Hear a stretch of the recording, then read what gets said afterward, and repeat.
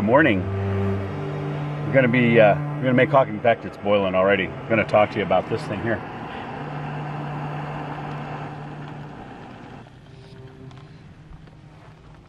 I think every overlander has one of these, and we finally got one at the fair, and that is the jet boil.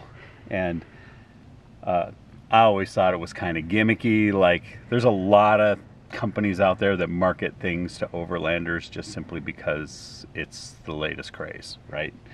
And I'm like, I'm not going to get sucked into that. Well, somebody that we went to Overland Expo with had one of these, and I watched him use it, and I'm sold. Literally, you can watch water boil. Like, you never, they say never watch the pot because it'll never boil. You can watch this pot because it's going to boil in about 2 minutes. So it boils water super fast. So anyway, we use it for coffee primarily because it boils water super fast. We get our coffee going in the morning, and then we dump it into the French press. However, the other thing we decided we were going to do, mostly because we're almost out of coffee, was we decided we were going to try some of this Black Rifle coffee. So we're going to try that. Now, don't judge me, because I like my coffee. I like to taste my coffee. Well, I just keep going.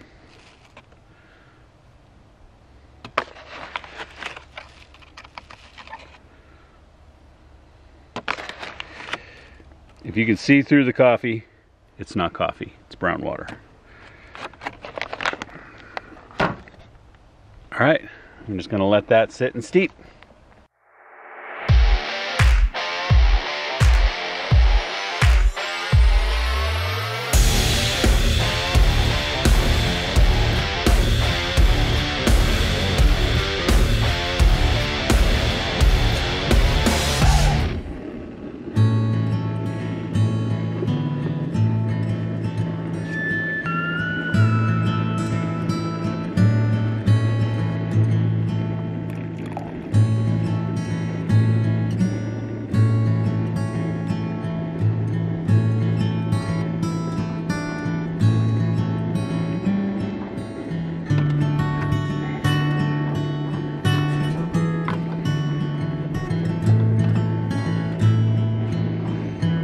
Ellie, your coffee's ready.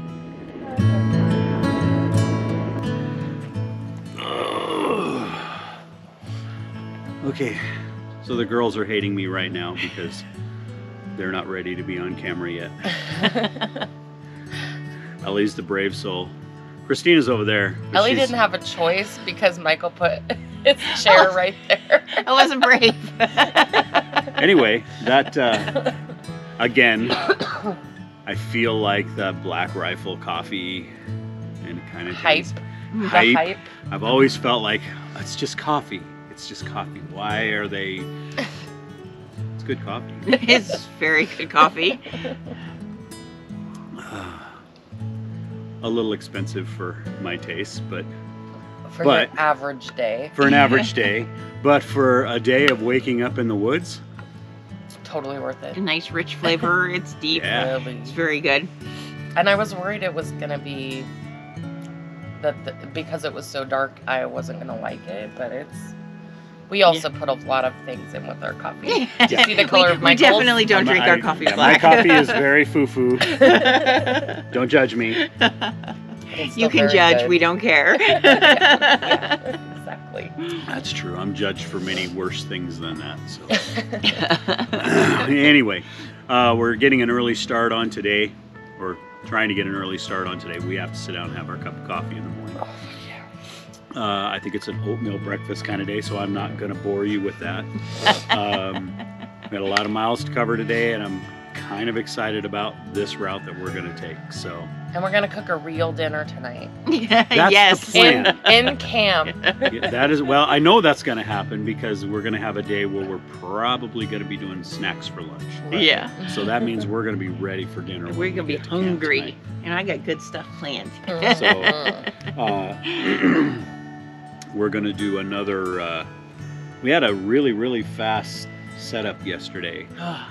Incredibly fast. It's the fourth day in a row that we've set up. What is today? Today's Thursday. Thursday. Today's Thursday. So it was the third day in a row that we've set up, and I think we finally got it down to a system. Yeah, we did. We got it up fast. So I'm hoping that the teardown this morning is going to work out the same way. I'm not really awake enough for that. I don't know. I got my stuff done. I know. Ellie's like on it this morning, and I got out. I got dressed. I went to the bathroom. I've been waiting on coffee. That's pretty much as far as I got. We're going to have to dogpile on you now. Okay. So I wouldn't mind that. don't worry, it'll only be kinky the first time. Whatever. Anyway, coffee and then tear down. And then we get started on section 5. We got a lot of ground to cover today. Yes.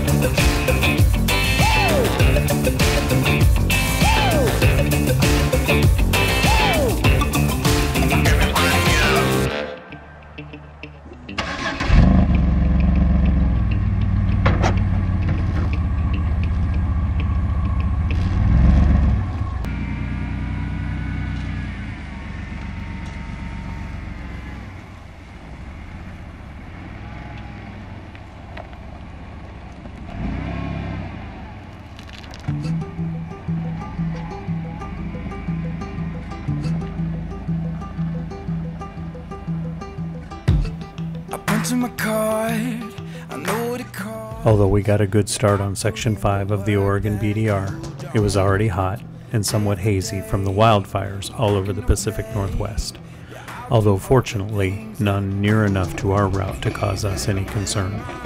At first, the travel was easy on well-maintained Forest Service roads.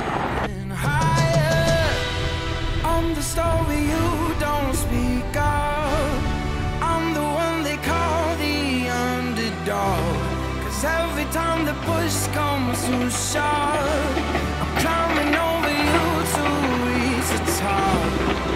'Cause I want everything and nothing at all. Yeah, I want everything and nothing at all. 'Cause I want Eventually, the trail got a little narrower and a bit more rocky as we made our way up into the Cascade Mountain Range.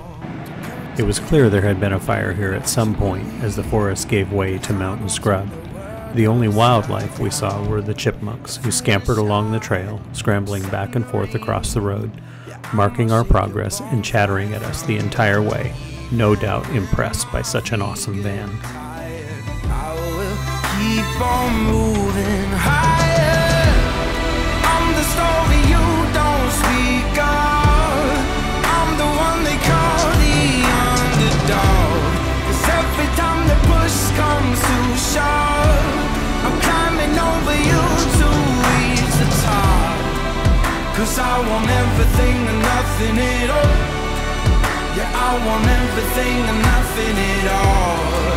'Cause I want everything and nothing, nothing, nothing, nothing at all. I don't want nothing at all, unless I can have it all. I don't want nothing, nothing at all. I don't want nothing at all. As a kid, I lived in Central Oregon for years. The Cascade Mountains are well-known sentinels of the Pacific Northwest. Few kids grow up in Central Oregon without knowing the names of these mountains and being able to identify them by their unique shapes and features. With its tall spire, Mount Washington was always one of my favorites. As a kid, I dreamed of climbing to the very top of that mountain with the pointy top. I never dreamed that there was a road that would take you right up to the flank of it, so close you could almost feel like you could reach out and touch it.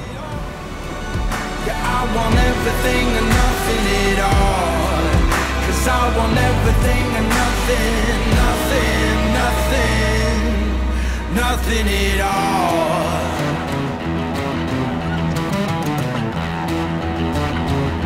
I don't want nothing at all, unless I can have it all.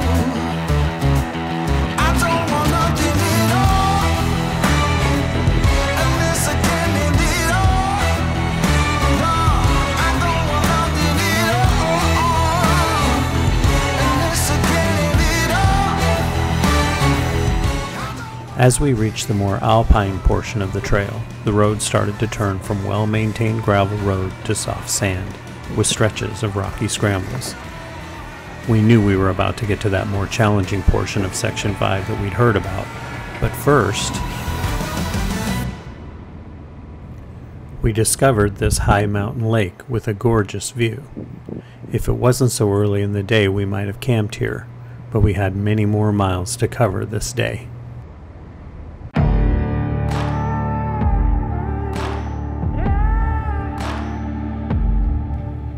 It was at about this point where we realized that the trail we were on serves primarily as a snowmobile trail in the wintertime. While still very passable for off-road vehicles, the trail was very sandy, with large whoops in places, and high-banked sandy corners in others. Having aired down, we never once felt like we were in danger of getting stuck, but some of the terrain really changed our thinking about how much off-camber is too much.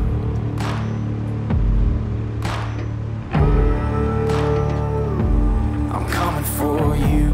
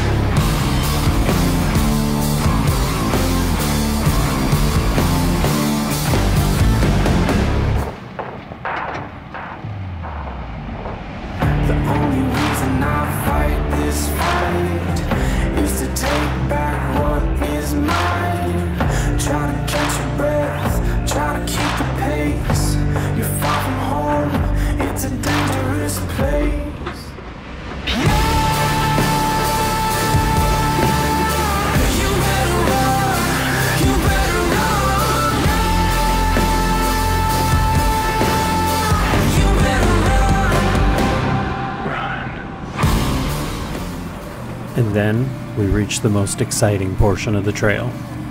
It didn't seem like much, just a short, steep hill, but it had some pretty large rocks and some seriously off-camber tracks. Probably the most off-camber we've been so far. The van handled it with ease. This thing still surprises me. I see the light in your eyes.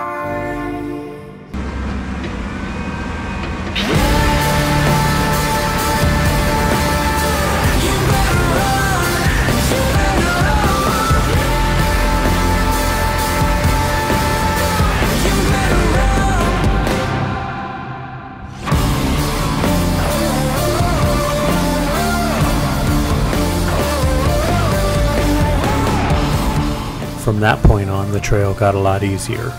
Mostly gravel road and a fair number of paved miles. We made good time, arriving to camp in time to get set up, went for a dip in the lake, and even managed to get a camp shower before Ellie started dinner.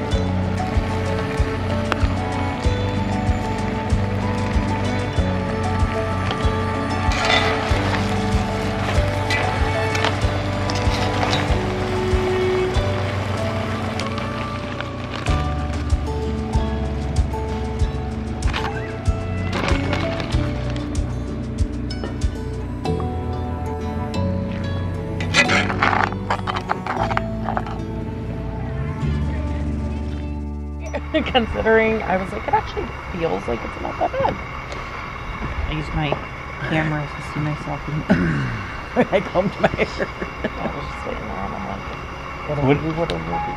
What'd you call this?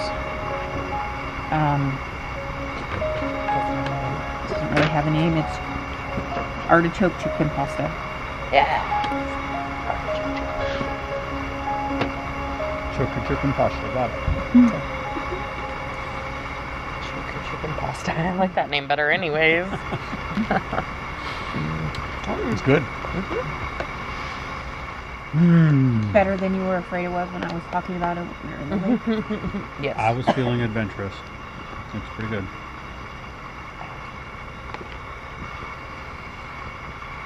It was a fun day. Is it recording yet? It is recording. Oh. I didn't know that. We are at Detroit Lake. We found a campsite in one of the campgrounds today. So On the lake. On the lake, literally right on the lake. It's right behind you. I bet you turned around and looked, didn't you? We'll show you later. Anyway, section 5 is a really interesting mix of well-maintained secondary roads, not so maintained secondary roads, with quite a few sketcy spots thrown in the middle. Would you say 5 was more technical than 3? No. You think 3 was more technical than 5? Yeah. There were a couple of places there on 5 today, though, That were sketchy. that were like, But 3 was definitely more. I think 3 made it seem less sketchy than if we had done 5 first. I agree. There were a couple of moments there today where I was like, man, I hope it doesn't get any worse than this. There was that one uphill spot that was pretty off camber and also very rocky and And narrow. narrow. And we started getting some clips on You one let- side of the road or the other. A few shelf roads, yeah. Beautiful scenery, though. Like, my breath was taken away more than a half a dozen times. I like the little mountain lakes like just random little lakes that we found that were, you know, tiny but just really cool. So adorable. And the one that had the we're not sure if it was duck or Loons. I think they might have been a type of loon because they had a very skinny. The mom had a skinnier neck. Yeah, and her beak was a little different than what you would expect to see from a duck. So She had 6 little babies. They were so cute. They were falling around behind her and diving in the water. It's very cute. We're gonna crash here tonight. Went down, got in the lake, cooled off. Already got our showers. Ellie made us a fantastic dinner. Very good. I think, according to OBDR, Oregon BDR, says it's 89 miles. Section 5 is supposed to be 75 miles. So section 6 is 80 miles. okay. So if we try to get a similar start to the day tomorrow, we will be setting pretty good. Yep. Excellent. I don't think we're going to have as many paved miles today. Or tomorrow. We had a few paved miles today. I'm going to break it all down. How much aired down time and how much aired up time we had. Tomorrow might be a longer day. Either way, we're going to do it. I actually think we're going to do section 7 too. What we can do of it. There's a big detour on it that's chopped off a bunch of miles, kind of like section 4. But I think that section 7 is still going to be worth doing. So. Definitely. I'm excited. So anyway, that's our recap for today. Indeed. That is the end of this episode. If you have any questions or comments, we'd love for you to leave us a comment. And if you haven't subscribed yet, you really should. Whether or not you're an Astro van lover or not, even if you just love adventure vans, or if you think we're pretty cool people, because I think we're pretty cool people. I'd hang out with us. I totally. Anyway, be sure to hit the subscribe button, and after you've done all of that, check back soon, because the next episode will be out Right after this. hopefully right after this. Anyway, till the next adventure, bye for now. I'm gonna go get some more. I'm going to be right behind you.